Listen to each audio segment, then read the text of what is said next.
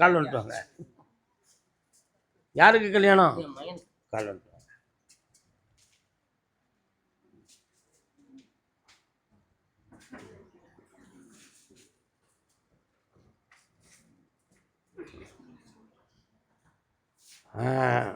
முருகப்பெருமான் வராரு. எங்க இருக்காரு?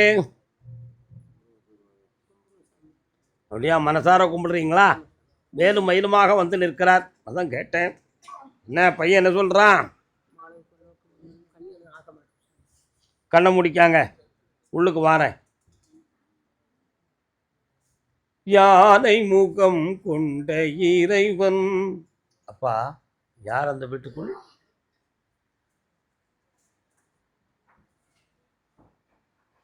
என்னப்பா உன்னுடைய காலத்தில் ஒரு வீடு பூட்டியே கிடக்காது, யாருடைய வீடுப்பா? யாருடைய வீடு? உங்க குடும்பத்தில் உள்ள ஒரு பொது வீடோ ஒரு வீடு பூட்டி கிடக்கு, அது யார் வீடு? அந்த வீட்டுக்குள்ள யார் இருக்கா? நான் சொல்லட்டுமா யார் இருக்கான்னு? கால் விட்டு வா. திறக்கவே இல்லை.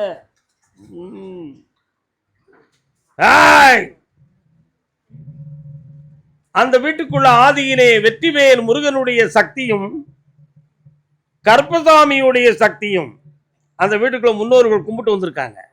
வீட்டை திறந்தவுடனே ஆயின்னு உள்ள சத்தம். ஆனா இதுவரை அந்த வீடு முழுமை அடையவில்லையே, யாருக்கென்று தீர்மானமாகவில்லை, மனக்குழப்பத்தோடு இருந்து கொண்டே இருக்கிறது.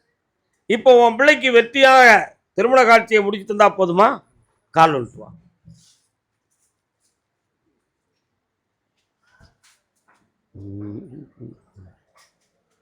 நாத வடிவான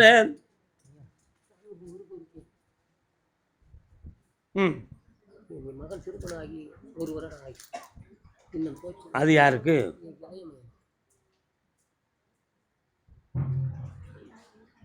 இந்தா எல்லாம் சீராக்கி வெற்றியாக்கி தரப்பா.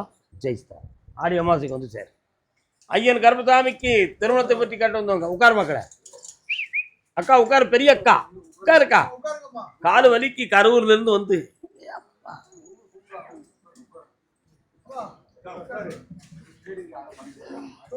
மகன் நேருக்கு ஒன்று பேசுவான், மறைச்சு ஒன்று பேசுவான். பேசுதானா? இப்ப கல்யாணத்துக்கு முடிவு எடுத்து தரணுமா? 2 வருஷம் ஆயிடுது.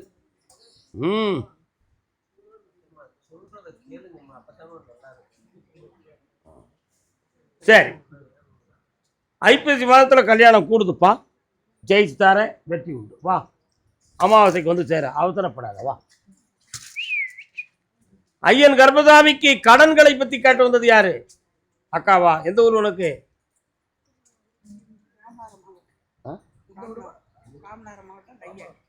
நெய்யாடியா? கையாட்டி. காலம்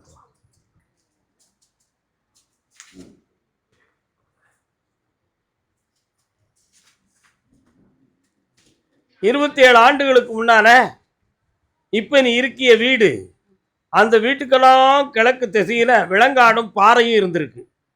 இப்பவும் அது தெரியுமே இருக்கா? அந்த காலத்துல அந்த மண்ணுக்கு கீழே என்னமில்லாமோ கிடாரம் கிடக்குன்னு சொல்லி பல பேர்கள் தோண்டி உயிரை விட்டுருக்காங்க. அப்படித்தானே? கால் வந்துட்டுவான். ஆசை யாரை விட்டுச்சு? நாய்களுக்கு அழைக்கும் ஆசை. என்னடா தம்பி?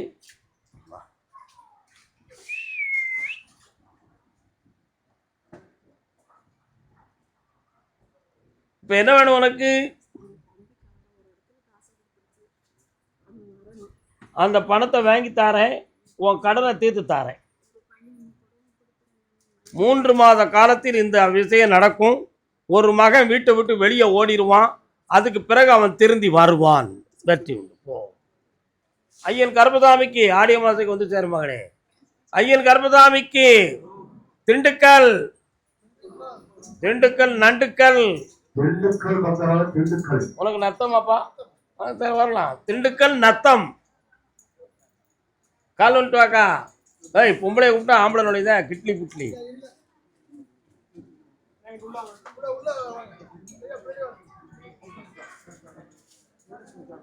புத்திர பாக்கியம் சொந்தமா கேட்டு வந்தது யாரு? குழந்தை சம்பந்தமா யாரும் கேட்டு வந்திருக்கீங்களா? யாரு?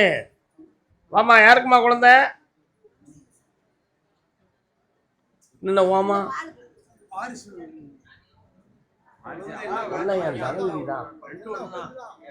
யாருக்கு வேணும்? வாரிசு வேணும். ஆமாங்க. அவங்க எப்படி குழம்பிட்டாங்கன்னு சொன்னா அப்படி நினைக்காங்க. உங்களுக்கு வேணுமான்னு கேட்டோன்னா நமக்கு இல்லையே அப்படின்னு நினைச்சுக்கிட்டாங்க. என்ன கெட்டிக்காரங்க, வயசை பார்த்து தெரியாதா? சரி, கால் வந்துட்டு வாரி வார்த்தைகள் ஆனந்தத்தோட நிற்பாயம்மா. அக்கா, பெரியக்கா உட்காரு. என்ன வேணும் உனக்கு? கண்ண முடிக்கா. உன் எல்லைக்குள்ள போய் பார்த்தேன். மகாலின்னு ஒரு அம்மா வராள, காளியாத்தா இருக்காளா? அந்த எல்லையில நான் கருப்புசாமி இருப்பேன். ஏய், 3 வருஷ காலமா உன் சொத்தை இழந்து வேதனைப்பட்டு லாக்காகி மாட்டிக்கிட்டு கிடக்கிய. அதுல இருந்து மீட்டி தந்தா போதுமா? கால் வந்துட்டு வா.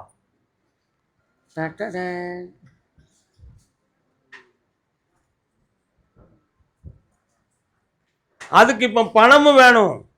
ஒரு ஆள் உனக்கு எதிர்ப்பு தெரிவிச்சுக்கிட்டு இருப்பான், அவன் மனத்தை மாத்தணும். இவ்வளவுதானே? மாத்தியாச்சு, பணம் கிடைக்கும். வெற்றியாக்கி தர. ஆடி அமாவாசைக்கு வந்து சேரு. உன் பேருக்கு யாகம் நடத்திக்க. போ, வாமா, கால் வந்துட்டு வாமா. நீ என்ன படுக்க சொல்றீங்க? வெளியே சொல்லிடாத. சரிகாரன், சும்மா இருந்தா சொத்துக்கு நஷ்டம். இவன் புரிஞ்சுக்கிட்டான். உழைக்காம சொத்து கிடைக்குமாப்பா? என்ன உழைக்காம சொத்து கிடைக்குமா? நான் பொம்பளை பிள்ளை இருக்கா? அப்போ அதனால ஆம்பளை பையன் வேணும்னு கேட்குறீங்க. மனம் சோர்ந்து சந்தோஷத்தை அனுபவிக்கிறதுக்கு மனசு இல்லாம 2 பேரும் மன குழப்பத்தோட தூங்குறாங்க. கருப்பசாமியுடைய அருள் சக்தியை கொடுத்து, அங்கத்தில் புதிய ஆண்மை சக்தியை கொடுத்து, ஆம்பளை பிள்ளை கொடுத்தா போதுமா? கால் வந்துட்டு வா. இப்ப தெரியுதா ஏன் படுத்து?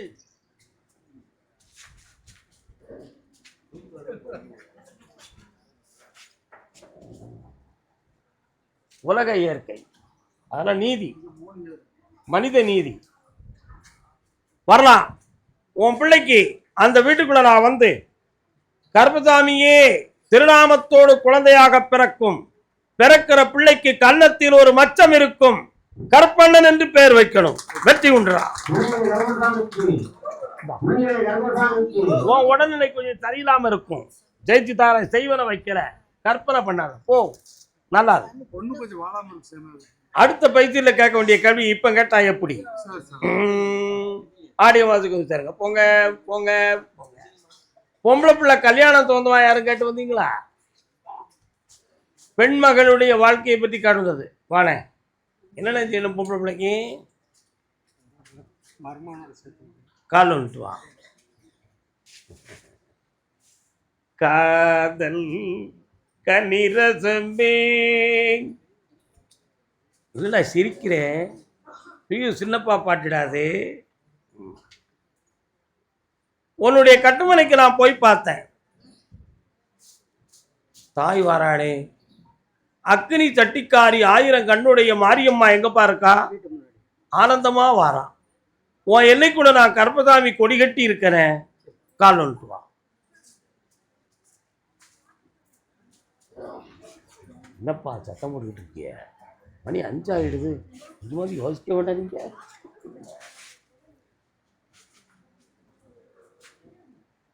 இப்பொழுது ஒரு 9 மாத காலமாக உன் பொம்பளை பிள்ளையை நினைத்து ரொம்ப நீ கண்ணீர் ஒடிக்கிற.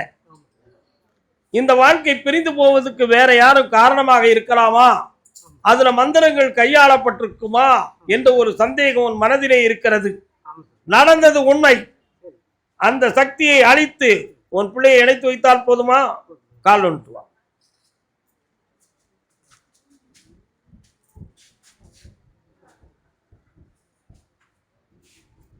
வா. இதனாலயே அண்ணன் தங்கச்சி 2 பேரும் பேச மாட்டேங்கிறாங்க. அது வேற திருமணம். இந்தாப்பா வாழை வச்சு தரேன். யாரு? கண்ணை முடிக்கா விஷயத்தை மாற்றி தரேன். இந்தா சொல்லாது. ஓகே. கல்யாணம் சொந்தமா கேட்டு வந்தது யாரு? நீ நினைச்சதும் மழையடிக்கணும் ராசாத்தி, அது உனக்கு. உன் ஜாதகப்படி நீ யாரையா லவ் பண்ணி ஆகணுமே. யாரை பண்ணிக்கிட்டு இருக்க? உன் வயதுக்கு மூத்தவளா? எத்தனை வயசுக்கு கிடையாவா? நீ தான் 7 வருஷத்துக்கு மூத்தவன். அப்போ வயது வரம்பு ஒட்ட மாட்டுக்க. இப்போ எப்படி பண்ணுறது? அவங்களுடைய சூழ்நிலைக்கும் உன் சூழ்நிலைக்கும் ஒத்து வராத. கால் வந்துட்டு வா. அதான் நான் காதல் கனிரசமேனு பாட்டு பாடினேன். நம்ம பாடினா எவன் கேட்க? இப்போ அது ரொம்ப காலத்துக்கு முன்னால் உள்ள பாட்டு. பிள்ளைகிட்ட பேசி எத்தனை நாளாவது? ஏன் இப்போ பேச மாட்டேக்கா? வீட்டில் ஒன்றும் பண்ணலை. நம்ம குடும்பத்துக்கும் இவங்களுக்கும் ஒத்து வராது. நாங்கள் உனக்கு கல்யாணத்துக்கு சம்மதிக்க மாட்டோம்னு பெரியவங்க சொல்லிட்டாங்க. இப்போ என்ன பண்ண போகிற? மனத்தை மாற்றிக்கிட போறியா? அவளை தான் வேணும்னு ஒரே தவமாக இருக்க போறியா? பொம்பளைக்காக தவம் பிறந்தா ஜெயிக்கலாண்டா. இருக்கியா? கால் விட்டு வா.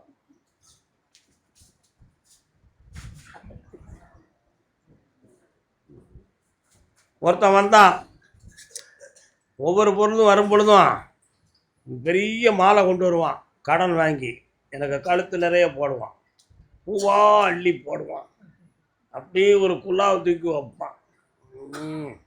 கடைசியில் பார்த்தா ஒரு பிள்ளைய லவ் பண்ணுதான். அவளை இப்படியெல்லாம் சாமியை செஞ்சால் நமக்கு செட்டப் பண்ணி விட்டுருவாரு அப்படின்னு நினச்சி அவன் எனக்கு பண்ணான். நான் பண்ணேன். நீ எத்தனை பூ போட்டாலும் எத்தனை மாலை போட்டாலும் அவள் உன்னை தேடி வரமாட்டாடா, நீ நம்பாதன்னு சொல்லி அனுப்புனேன். உண்மையை தானே சொல்லணும், பொய் பேச முடியுமா? ஒருத்தன் பொம்பளை பிள்ளைய எவ்வளோ பாசத்தோடு வளர்த்துருப்பான். ஆம்பளை பிள்ளையும் பாசத்தோடு தான் வளர்ப்பான். ஆனால் பொம்பளை பிள்ளைய மட்டும் பாசத்தோடையும் பாதுகாப்போடும் வளர்ப்பான். ஆம்பளை பிள்ளைக்கு பாதுகாப்போடு வளர்க்க வேண்டிய அவசியம் இல்லை. ஏன்னா உலகத்தை அறிஞ்சு வந்தாலும் எங்கே போனால் நம்ம பிள்ளை கரெக்டாக அப்படி இருப்பான்னு தெரியும். பொம்பளை பிள்ளையுடைய மனசு பாதிக்கப்பட்டுருச்சுன்னா வாழ்க்கையை மாற்றிக்கிட முடியாது அப்படின்னு எல்லாரும் பாசமும் பாதுகாப்பும் அவன் மனசு பெற்றவங்களை விட்டு விலகாமல் இருக்கிறதுக்கு என்னமெல்லாம் உண்டோ அத்தனையும் செஞ்சு வளர்ப்பான் ஒரு பெற்றவன். நீ லேசாக கண்ணடிச்சிட்டு கூட்டி போயிட்டுனா இருக்கவெல்லாம் ஏமாளியா அப்படின்னு நினைப்பான்ல. உண்மையா இல்லையா? அதனால் காதலிக்கிறது தப்பு இல்லை. நாடகத்தில் காவியத்தில் காப்பியத்தில் காதல் என்றால் காமுறுவர், ஊடகத்தே அது கண்டால் உருமுவார் மானிடர் எல்லாம். அது காவியத்திலும் நாடகத்துக்கும் நல்லா இருக்கும். ஆனால் ஊருக்குள்ளே நல்லா இருக்குமாயா? நல்லா இருக்கும். அது பிரச்சனையே கொடுக்கும். 2 குடும்பம் ஒற்றுமையாக வந்துருச்சுன்னா அந்த கல்யாணத்துக்கு ஈடே கிடையாது. அது 2 பிராப்தத்தை பொறுத்தது. உனக்கு அந்த பிராப்தம் இருக்கிறது 60% இருக்கு. அவங்க வீட்டிலேயே உன்னை சம்மதிச்சு மருமகனா ஏற்றுக்கிட வைக்க. கால் வந்துட்டு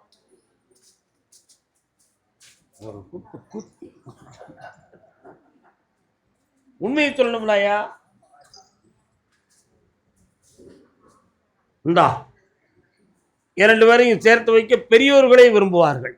வெற்றி உண்டு மகனே, சந்தோஷமா இருக்கு. நல்லா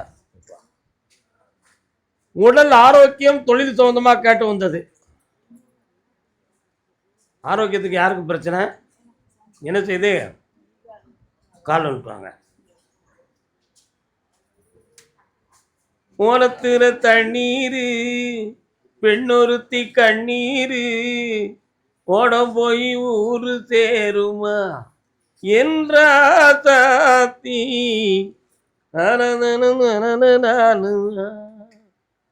ஒன்னு நினைக்கையில.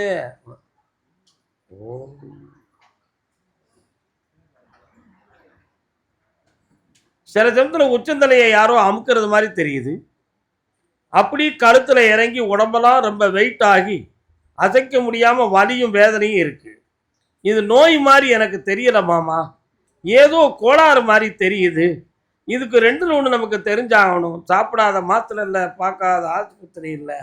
அதனால் இதுக்கு ஒரு விளக்கம் என்னன்னு எனக்கு தெரிஞ்சிடணும். எனக்கு அச்சுறுத்தியாக வருது, வாழதுக்கே இஷ்டம் இல்லைன்னு இவன் அடிக்கடி புலம்புதானே. கால் வந்துட்டு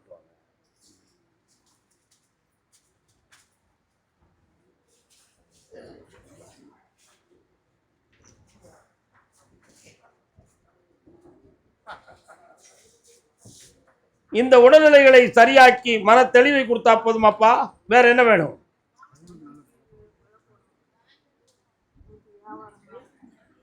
உன் பையனுக்கு ஒரு புனிதமான வேலை வாய்ப்பை உருவாக்கித்தாரேன். இவன் உடம்ப இந்த நோயிலிருந்து மீட்டி சக்தியை கொடுக்குறேன். நோய்க்கும் பார், பேய்க்கும் பார், வெற்றி உண்டு. வா, ஆடி அமாவாசைக்கு வா, பேரில் யாகத்தை நடத்திக்கான், சந்தோஷமா கலந்துக்காங்க. போங்க. வாடா தம்பி, இடுப்புல துண்டு கட்டி வாடா வாடா. இதனால வேணும்.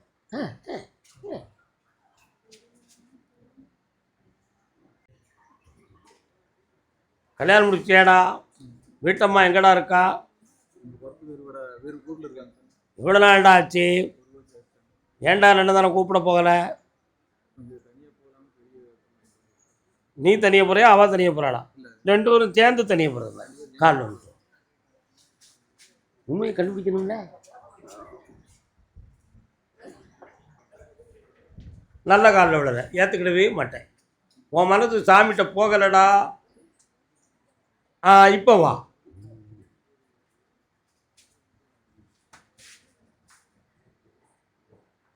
பாதை மாறி போகும் போது ஊரு வந்தே சேராது, தாளம் மாறி போடும் போது ராகம் தோன்றாது. உன் மனைவியுடைய மனத்துல எந்த அசிங்கமும் இல்லப்பா. அவ தெளிவான மனதோடு இருக்கிறாள். உன் மீது அதிகமான வருத்தத்தோடு இருக்கிறாள். உன் குடும்பத்துக்கு கொடுக்கிற மரியாதையை தனக்கும் தன் பிள்ளைக்கும் கொடுக்கவில்லையே என்ற ஒரு வருத்தம் அவள் ஆழ் மனதில் இருக்கின்றது. பெற்றோர் வேண்டுமா மனைவி வேண்டுமா என்று கேட்டால், எனக்கு பெத்தவங்க தான் முக்கியம் என்பதை வார்த்தையால் சொல்லாமல் செயலால் சொல்லிவிட்டு என்கிட்ட அந்த வார்த்தையை ஒரு மறைச்சுக்கிட்டே நடக்கிறார் என்பது அவளுடைய கருத்து. கால் வந்துவா. நம்ம சொன்ன ஏவன் கேட்கான்.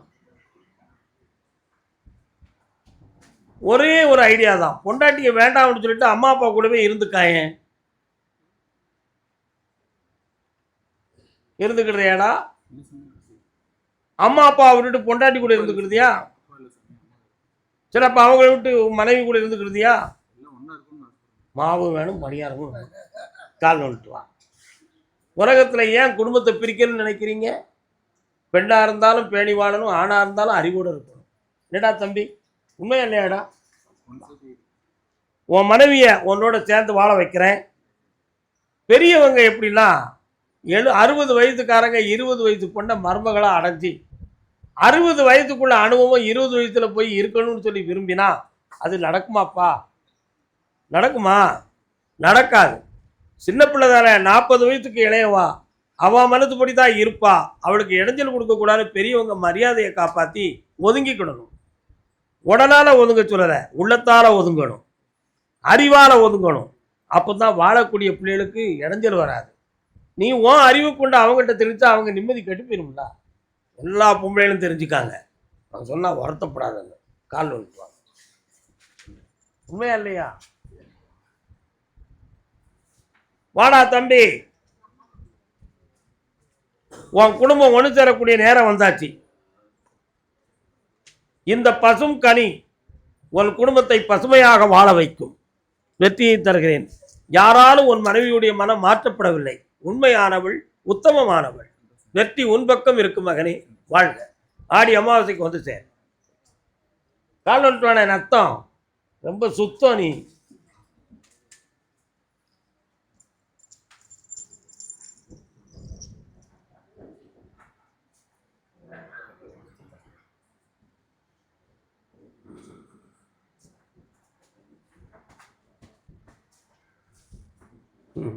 என்னென்ன வேணும்? பிரச்சனை இருக்கு, வீடு கட்டினது பூச முடியல, எனக்கு கல்யாணம். கண்ணை மூடு. 4 விதமான கேள்விகள் இருக்கு. ஒன்று கடன் தர வேண்டும், மற்றொன்று வீட்டை தெளிவு பண்ண வேண்டும், மகனுடைய வாழ்வுக்கு தெளிவான வழிகாட்ட வேண்டும், ஒரு இடத்துல பணம் எதிர்பார்க்க அது கிடைக்க வேண்டும். காலம்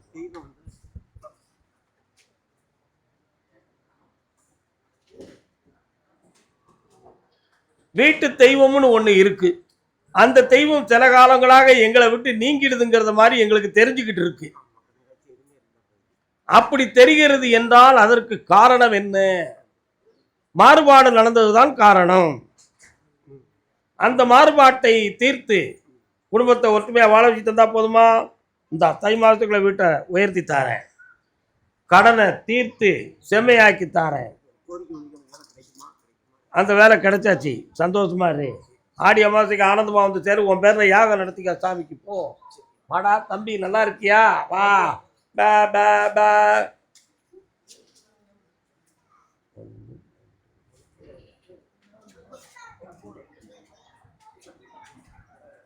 சொந்த ஊர் இப்ப இருக்கும் ஊர் 3 ஊரை காட்டுத சாமி. எதெல்லாம்?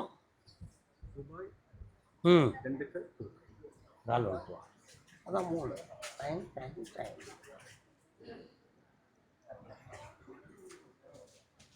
இதுவரை உழைச்ச பணங்கள்ல பல நஷ்டமும் ஏமாற்றமும் அடைந்திருப்பாய். மீண்டும் இந்தியாவில் தொழில் பார்க்கக்கூடிய கற்பனை இருந்ததை கைவிடலாம் என்பது என் வாக்கு. மீண்டும் நீ வெளிநாட்டுக்கு 2.5 ஆண்டுகள் இருந்து வந்தால் சில கோடிகளை பெற்று வெற்றி அடைவாய். என்ன வேண்டும் உனக்கு?